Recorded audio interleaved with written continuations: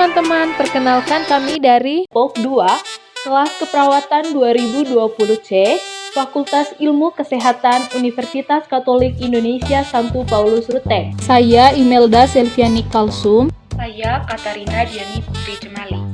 Saya Ivansiana Nurfiati Bahagian Dibu. Saya atas nama Diorus Aprianus Nukitargan. Saya Imelda Fatima Ciu. Saya Cornelia Christophorus Bengkarno. Claudia Delvinius. Mari mengenal bersama penyakit pneumonia. Sebelum itu, jangan lupa untuk like, komen. Istilah pneumonia menggambarkan keadaan paru apapun. Tempat alveolus biasanya terisi dengan cairan dan sel darah. Secara garis besar, pneumonia adalah peradangan akut pada parenkim paru, bronchiolus respiratorius, dan alveoli, menimbulkan konsolidasi jaringan paru sehingga dapat mengganggu pertukaran oksigen dan karbon dioksida di paru-paru. Berdasarkan tempat terjadinya infeksi, dikenal dua bentuk pneumonia, yaitu pneumonia masyarakat atau infeksi yang terjadi di masyarakat, dan pneumonia nosokomial atau infeksi yang didapat di rumah sakit. Atau fisiologi penyakit pneumonia.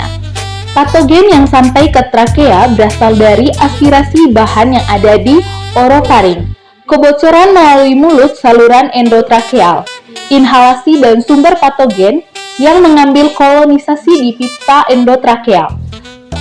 Proses infeksi di mana patogen tersebut masuk ke saluran nafas bagian bawah setelah dapat melewati mekanisme pertahanan inang berupa daya tahan mekanik seperti epitel, silia, dan mukosa. Selanjutnya, pertahanan humoral berupa antibodi dan komplemen, dan seluler berupa leukosit dan makrofag, limfosit, serta sitokinin. Kemudian, infeksi menyebabkan peradangan membran paru, yang dimana bagian dari sabur-sabur alveoli, sehingga cairan plasma dan sel darah merah dari kapiler masuk. Hal ini menyebabkan rasio ventilasi perfusi menurun, saturasi oksigen menurun. Pada pemeriksaan dapat diketahui bahwa paru-paru akan dipenuhi sel radang dan cairan, di mana sebenarnya merupakan reaksi tubuh untuk membunuh patogen. Akan tetapi, dengan adanya dahak dan fungsi paru menurun, akan mengakibatkan kesulitan bernafas, dapat terjadi sianosis, asidosis respiratorik, dan bahkan terjadinya kematian. Manifestasi klinik pneumonia. Gejala khas pneumonia adalah demam, menggigil, berkeringat, batuk, baik non-produktif atau produktif, atau menghasilkan sputum berlendir, purulen, atau bercak darah, sakit dada karena pleuritis dan sesak. Manifestasi klinik pneumonia berdasarkan WHO tahun 2005 yaitu batuk atau kesulitan bernafas ditambah minimal salah satu hal berikut ini yaitu A. Kepala terangguk-angguk, B. Pernapasan kuping hidung, C. Tarikan dinding dada bagian bawah ke dalam, D. Foto dada menunjukkan gambaran pneumonia. Selain itu, terdapat juga tanda berikut ini. A. Nafas cepat. 1. Anak umur kurang dari 2 bulan dengan nafas lebih dari 60 kali per menit. 2. Anak umur 2-11 bulan dengan nafas lebih dari 50 kali per menit. 3. Anak umur 1-5 tahun dengan nafas lebih dari 40 kali per menit. 4. Anak umur lebih dari 5 tahun dengan nafas lebih dari 30 kali per menit. B. Suara merintih pada bayi. C. Pada auskultasi terdengar 1. Bronki. 2. Suara pernapasan menurun.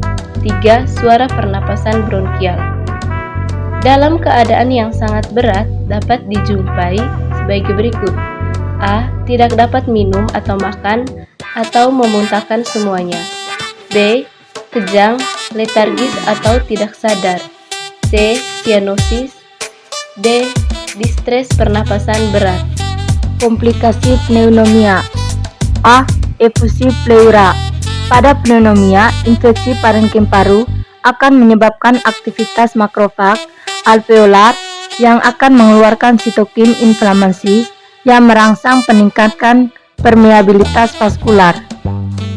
Permeabilitas vaskular yang meningkatkan menyebabkan cairan kaya protein keluar dari vaskular menuju interstital sehingga menyebabkan efusi pleura eksudat. Emphysema. Emphysema adalah akumulasi pus dan jaringan nekrotik di rongga pleura. Emphysema dapat terjadi apabila infeksi di parenkim paru menyebab hingga ke rongga aktivitas metabolisme yang tinggi menyebabkan rendahnya konsentrasi glukosa dan penurunan kadar pH, dan lisis neutrofil menyebabkan peningkatan kadar LDH. Apabila infeksi terus berlanjut, emphysema menjadi terorganisir dengan pembentukan lapisan pleura yang tebal dan neolistis serta septa fibrin yang padat dapat menghambatkan pergerakan paru. C. Abses paru. Abses paru adalah nekrosis jaringan eksosis jaringan pulmoner yang membentuk kavitas yang berisi debris nekrotik atau cairan yang disebabkan infeksi bakteri. D. Pneumotoraks. Pada pneumotoraks dapat terjadi rumputar pleura visceral yang menyebabkan udara terkumulasi di rongga pleura, sehingga pleura kehilangan tekanan negatifnya, sehingga elastis paru terganggu dan paru dapat kolapse. E. Gagal nafas. Gagal nafas adalah ketidakmampuan untuk melaksanakan fungsi fundamental pernafasan, yaitu untuk membawa oksigen ke darah dan untuk mengeliminasi karbon dioksida. Faktor-faktor resiko pneumonia. Yang pertama adalah usia. Dalam hal ini, pneumonia dapat menyerang semua orang di semua usia, baik bayi maupun orang dewasa serta para lansia. Bayi dan anak-anak berusia 2 tahun atau kurang. Hal ini terjadi dikarenakan sistem kekebalan tubuh mereka belum berkembang dengan sempurna ketimbang orang dewasa. Kemudian, adapun orang berusia 65 tahun atau lebih, atau biasa disebut dengan lansia. Hal ini terjadi karena sistem kekebalan tubuh umumnya lebih lemah pada lansia. Semakin bertambahnya usia, maka akan semakin beresiko mengalami penyakit kronis yang dapat menjadi faktor risiko pneumonia. Yang kedua adalah lingkungan. Kebanyakan orang pneumonia terkena infeksi dari orang lain di lingkungan mereka. Oleh karena itu, lingkungan adalah faktor risiko pneumonia selanjutnya. Yang ketiga adalah pekerjaan. Jika Anda bekerja dalam lingkungan yang syarat polusi udara dan asap beracun, risiko terserang pneumonia akan lebih tinggi. Kecenderungan Anda tertular pneumonia juga bisa lebih tinggi jika bekerja di pusat pemkos ayam, toko hewan peliharaan, atau klinik hewan. Yang keempat adalah kebiasaan merokok. Tembakau dapat merusak kemampuan paru-paru dalam melawan infeksi. Oleh karena itu, perokok merupakan salah satu kelompok yang paling beresiko tinggi mengidap pneumonia. Kemudian yang kelima adalah penyalahgunaan obat-obatan terlarang atau alkohol. Penggunaan obat-obat terlarang atau alkohol dapat melemahkan sistem kekebalan tubuh. Pernah dirawat di rumah sakit. Faktor risiko pneumonia selanjutnya adalah perawatan di rumah sakit. Artinya, pneumonia yang dapat diakibatkan adalah hospital acquired pneumonia atau pneumonia yang didapat di rumah sakit.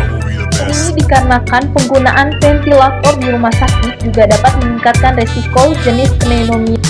7 adalah kondisi yang melemahkan sistem kekebalan tubuh.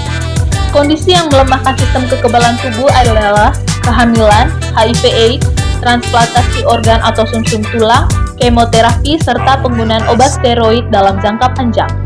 Yang kedelapan, gangguan otak. Gangguan otak dapat mempengaruhi kemampuan Anda untuk batuk atau menelan. Hal ini dapat menyebabkan makanan, minuman, muntah, atau air liur mengalir ke tenggorokan dan masuk ke paru-paru. Akhirnya, risiko pneumonia aspirasi dapat meningkat karena kondisi ini. Upaya pencegahan penyakit pneumonia. Yang pertama, cuci tangan secara teratur, terutama sehabis dari toilet dan sebelum makan. Yang kedua, konsumsi makanan sehat dengan memperbanyak buah-buahan dan sayuran. Yang ketiga, berolahraga secara rutin. Yang keempat, tidur yang cukup. Yang kelima, berhenti merokok. Yang keenam, jaga jarak dengan orang yang sedang sakit bila memungkinkan. Dan yang terakhir, melakukan vaksinasi.